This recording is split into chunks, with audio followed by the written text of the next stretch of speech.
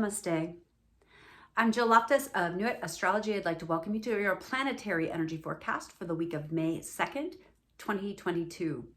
So, how you doing, y'all? How was that eclipse? I've mentioned this before, but I always like tiptoe away from an eclipse and be like, yeah, I made it. And then usually, bam, something comes along and I'm like, yeah, I've been eclipsed. So, keep in mind that we're still in that vibe, okay? There was a lot of Pisces. I don't know about you, but I'm drowning in the Pisces energy this week, and I'm a little bit excited about getting some stuff into Aries instead. But that said, that's going to more than likely shift the area of life for you where the emphasis is going to be. So know where Pisces is, wrap those lessons up. You know, there's still going to be Neptune there, still a lot of energy there. But we had, that beautiful conjunction touching Venus with Jupiter, both in the signs that they love in Pisces. So that kind of flavored that Taurus eclipse. So, just kind of see how some of those events unfold. This week is a little bit more mellow, but that said, we're still coming out of that eclipse and we're prepping for the big one on May 16th, all right, the full moon solar or lunar eclipse. That one on the 16th, I'm really got my eye on that one because it's visible to almost everyone on the planet. So let's keep that in mind. So we're rolling into getting ready for Mercury to retrograde. So again, watch what you need to back up, make secondary plans over these next few weeks as we get ready for that. It's going to be in Gemini, so it's going to be a pretty powerful one.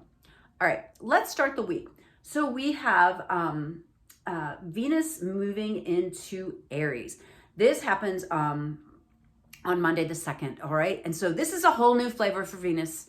Not her best look, I have to say. Venus in Aries is a little want. She can be, really want a lot of attention, want a lot of independence, but yet still want to be in a relationship. It's a fiery spot for her. Very different from the Pisces vibe. So notice the vibe shift, the vibe shift, particularly if you're a Taurus or Libra, because she's your star. So you got to pay attention to what she's up to. And Venus in Aries, she's got an attitude, all right? So pay attention to that. On Tuesday the 3rd, we have some really nice beams of energy from Jupiter in Pisces to Pluto in Capricorn. So I'm really liking this. I'm really liking this as far as finding inspiration for change. So that Jupiter in Pisces, it's like, wow, I've got ideas. What about this? What about that? Sending those beams of blessing over to Pluto, newly retrograde, right? Pluto is newly retrograde. And so high vibe this with some good ideas. Make sure you're not stuck in grandiosity, maybe taking on too much risk with something. That this might amplify a desire to take on risk. So instead, look for a balanced flow of positive energy here. At the same time, Moon is going to be, and the Moon in Gemini is going to be squaring Mars. So I would say another way to high vibe this energy is to talk less and listen more. All right. So really listen to what people are having to say.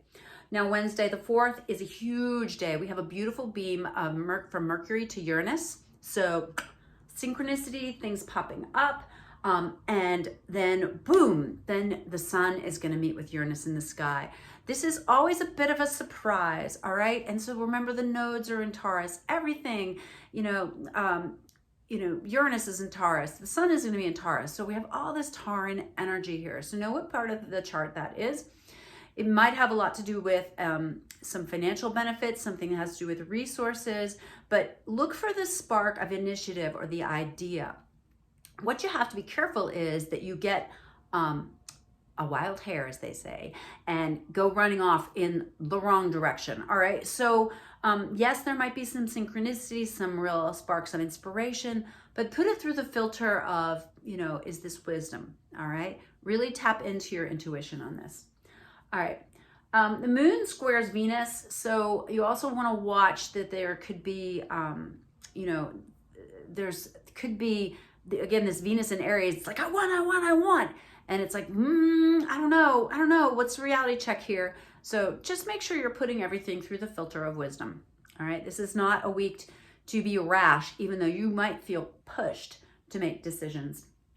Friday, I'm digging Friday. There's lots of beautiful flows from the moon to Uranus, the sun, Mars, and Neptune, Mercury flows to Venus. It's a really nice day, okay? So I'm really liking that. And the 6th as well. The 6th has, a lot of really beautiful, that is the 6th. The 6th has a lot of nice astrology. Same thing on the 7th. The 7th has some nice little blessing beams. I'm liking the 7th much more for celebrating Mother's Day. The moon is going to be in Leo, so mom is going to want to be seen. She's going to want to be admired. It's a great weekend to get her sunflowers. It's a great weekend to spend like time and energy really lauding her and paying attention to the moms, to the women in your life who are mothers. And we're all mothers of something, right? We're all the mothers to our houseplants, to our pets, to children, to our creative projects. So an emphasis on that. On Sunday, there is a square from the moon to the sun, and also to Uranus. And so be adaptable on Sunday in particular, because things might not go exactly according to plan. So that adaptability, that malleability, you gotta be on those toes a little bit to pivot, to make sure that you end up with a positive, beautiful day. All right, well, I hope this is useful, helpful. It's a pretty chill week as they go, but mostly because we're absorbing all these shifts and changes that are occurring with the eclipses. Remember, eclipse times, you'll be forced to make some changes. You're going to be forced to make some decisions, but try to really put it through the filter of wisdom.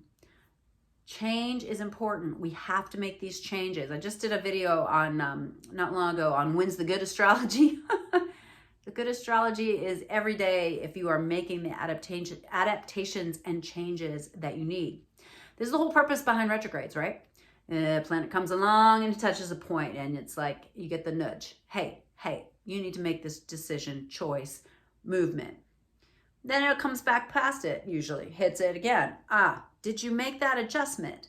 If not, you get a little harder hit. And then when it comes back again, if you have not made that decision, if you have not made that change or adaptation, then you get slammed, right? So stay adaptable, think positive, and I hope you have a marvelous week.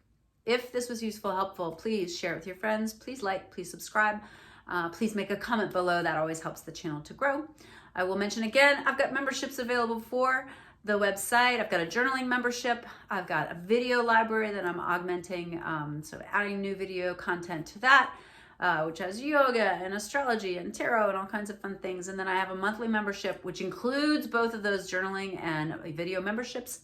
It's a personalized reading for you every month. Tells you what days to pay attention to that are specific to your chart. Includes a 12-house tarot spread. I'm loving doing these because it's great for me to be able to watch people's charts and watch the way the astrology unfolds. I'm learning so much. And I'm also so, it just really feels like it's useful and helpful to focus for people and help them understand what they need to do and what the best way to move is, because we're all having to really grow a little faster than maybe we were ready for. But I do believe we were made for these times, and we are the answers to our ancestors' prayers. That's a beautiful bracelet that one of my clients was wearing the other week. We are the answers to their prayers. So do the work. All right. Namaste.